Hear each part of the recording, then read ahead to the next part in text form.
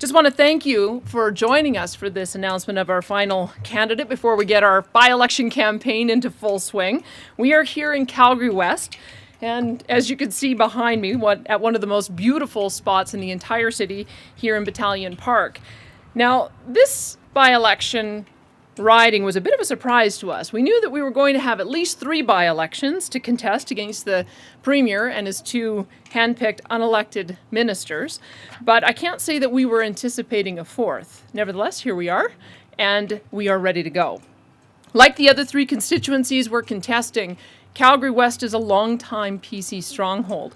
With Jim Prentice now running in Foothills, all 4 constituencies involved in these by-elections have either been contested by or represented by a PC premier. In the case of Calgary-Elbow, 2 PC premiers. Calgary-West, of course, was home to Peter Lougheed, the father of the 43-year-old PC dynasty.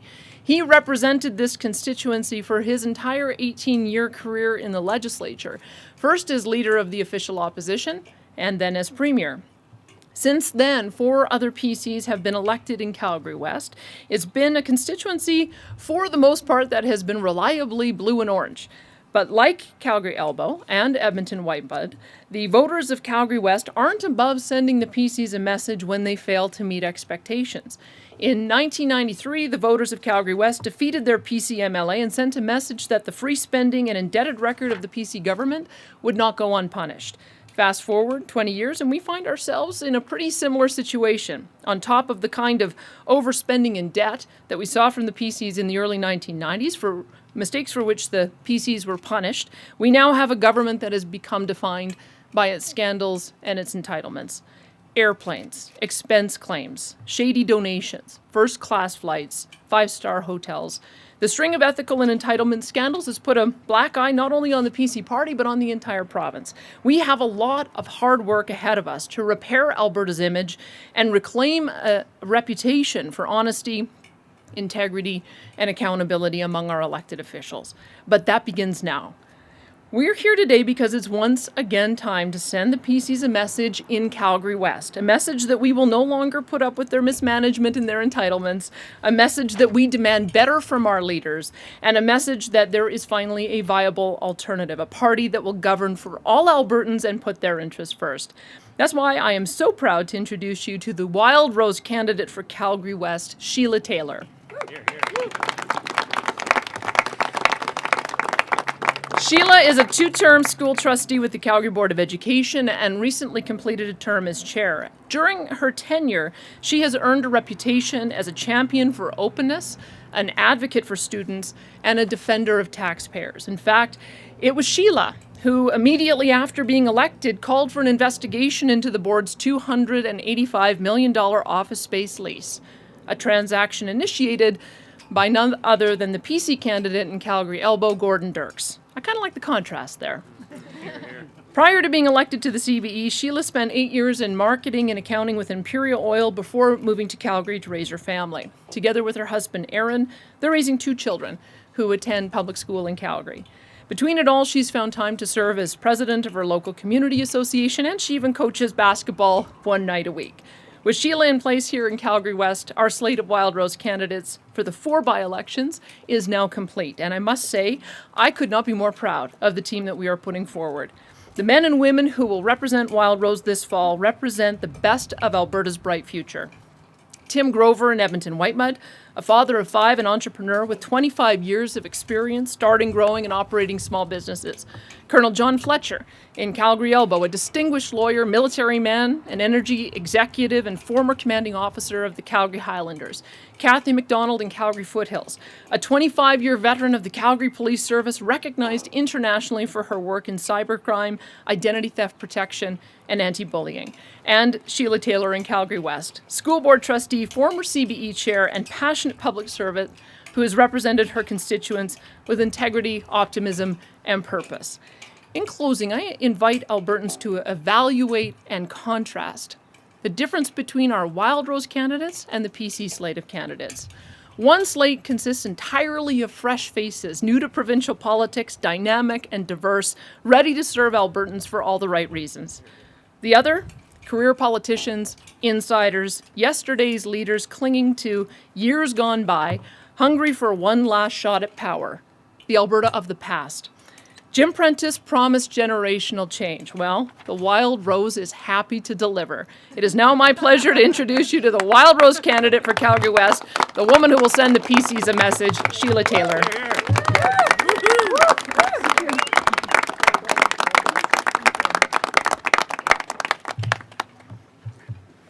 Thank you very much, Danielle. I'm so excited to be here with all of you today to announce my candidacy for the Wildrose Party here in Calgary-West.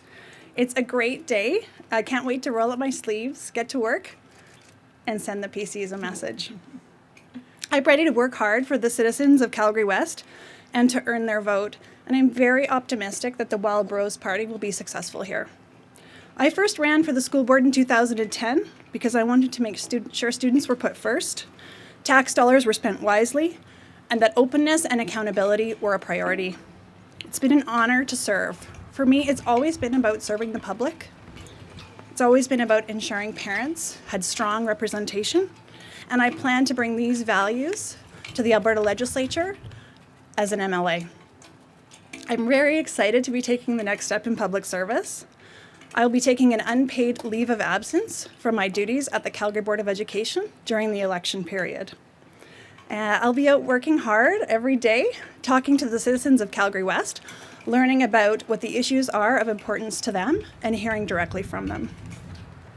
Over the past few years, Albertans, and myself included, have grown increasingly disillusioned with a PC party that has lost its way. I've seen conditions in education grow worse under the PC government. As chair of Calgary Board of Education, I saw those impacts firsthand, from schools that have grown overcrowded, to classrooms that have become more challenging for teachers, and parents' vocal concerns about curriculum that have gone largely unheard. We have a government who is very good at announcing new schools, but who isn't actually good at building them. And it's our students and families in places like Calgary-West who are paying the price. It's unacceptable. Frustrations have truly grown to a breaking point. And I believe the problems that I've seen in education are just the tip of the iceberg of the PC government. Seeing scandal after scandal after scandal has been disheartening. I believe that Albertans are ready for a change, and not just the kind of change that comes from changing one person at the top. I believe Albertans are ready for the kind of change that could only come from a party with new ideas, a deep respect for the public, and a focus on wise spending decisions. It's all very simple, really. I'm running for Danielle Smith and the Wildrose because I want to be a force for positive change in this province, because I firmly believe things can be better. We live in an amazing province with huge potential to be even better. And I think Albertans deserve better. Albertans deserve the best. The best education, the best social services, the best infrastructure, and the very best healthcare. Only the Wildrose has the people, the policies, and the vision to deliver on this promise. So I ask the constituents of Calgary-West for their trust and for their support. We can send the PCs a message and get the kind of government we can all be proud of again. Thank you.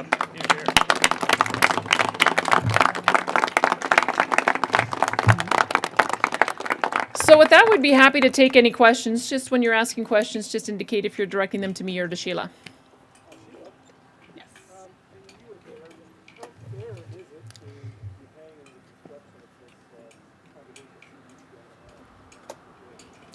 Bill, right? Yeah, thanks very much. So the question is around construction of the headquarters. Yeah. So could you just elaborate a little bit?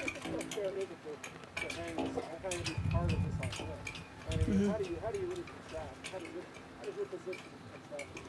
Mm-hmm. So I think the bottom line for any elected representative is that you have to be accountable for the decisions that you make.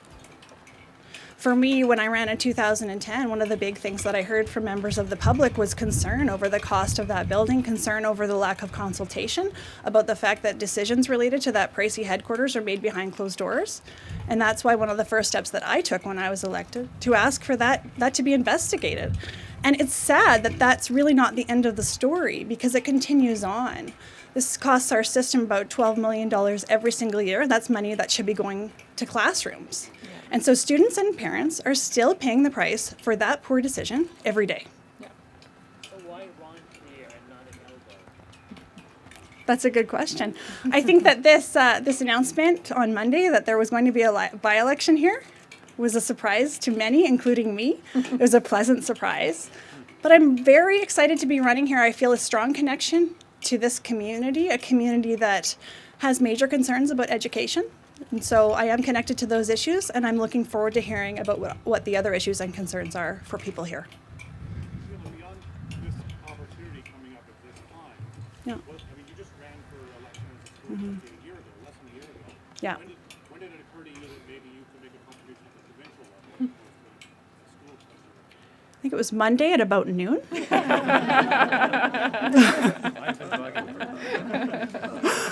as we are. I'm pleasantly surprised by this. I think this is a very exciting time for the province of Alberta, because there's a lot of opportunities that are being created, and I think there's an opportunity to send Albertans, or to send the province a message about the kind of government that we all want to have. So although I was surprised, I couldn't be more excited about the opportunity to run here and to send that message to the PC government that they sorely need to hear. Any other questions? I know you've been recruited in the past by other parties, so what made you choose Wildrose? So if you've already said this, or what made you choose Wildrose? What made me choose Wildrose? Jeff Wilson back here is trying to take the credit, but it's really Bruce. You know what? I firmly believe that we need a big change in this province. I think that I talked about being disillusioned. I believe it's not just me, but there are many, many people who really want to see a change. And so you look at, well, where should that change come from? And you look at the Wildrose. I think the Wildrose has been an extremely effective opposition, the kind of opposition that we have never seen before in this province, so effective. But it's not just about that. I think it's about having a party with great people. It's about having the policies and the ideas and the vision to bring this province forward. And apologies if you already said this, but what are you doing with your trustee's position? Are you resigning, or are you... I'll be taking an unpaid leave of absence. Jim Prentice has promised starter schools, including some for this community. Is that a viable option? A starter school, a modular school like that? Is that a good choice? So we find ourselves in the city of Calgary in sort of a dire situation when it comes to educational infrastructure. Overall, the city grows by about 5,000 students every year, and we're simply running out of space all over the place, and that's the Calgary Catholic School District, and that's the Calgary Board of Education overall, so we need good solutions.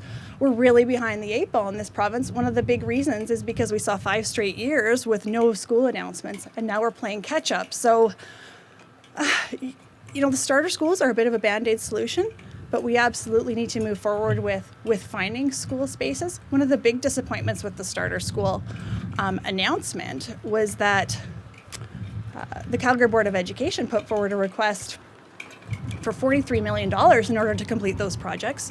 And when the province announced it, they only gave $30 million. So I think we've seen, once again, the project downloaded onto the school boards to figure out how to deliver, and really put in a tough position. Yeah.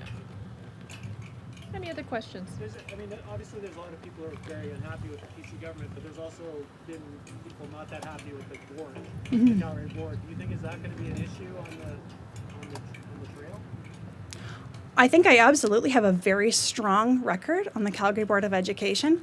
I was elected in the last 2013 election with a very, very strong mandate, and that's a record I stand behind. But I'm absolutely going to be out there earning every single vote, talking to every person in this community I can to hear what their concerns are, and hopefully winning this riding for the Wildrose Party.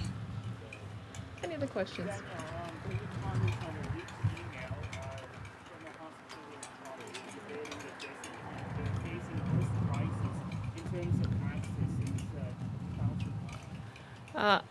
Let me just see if anyone has any other questions first about Sheila's announcement today.